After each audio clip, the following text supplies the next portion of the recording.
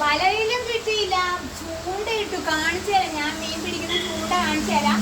അപ്പൊ രണ്ട് പിള്ളേർ എന്നോട് ചോദിച്ചിട്ടുണ്ടായിരുന്നു, ആ രണ്ട് പിള്ളേർ എന്നോട് ചോദിച്ചിട്ടുണ്ടായിരുന്നു, ചേച്ചി എങ്ങനെയാണ് ഈ വല ഇടാണ്ട് ചൂണ്ടയിട്ട് മീൻ പിടിക്കുന്നത്. അത് ഞാൻ ഇപ്പൊ കാണിച്ചു തരാം കേട്ടാ.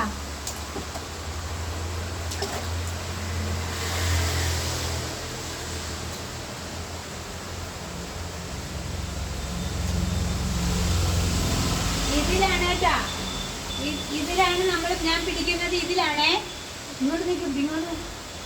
ഇതിലാണ് പിടിക്കുന്നത്.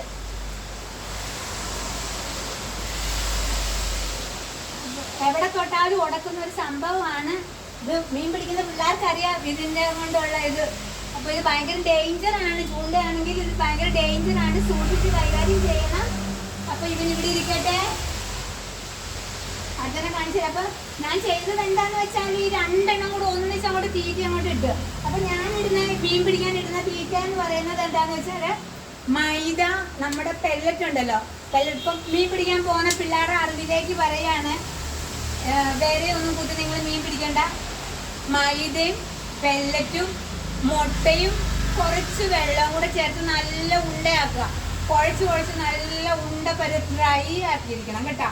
വെള്ളം പോലെ ലൂസ് ആവരുത്. നമ്മുടെ ഈ ചൂണ്ടയിൽ കൊടുക്കുക.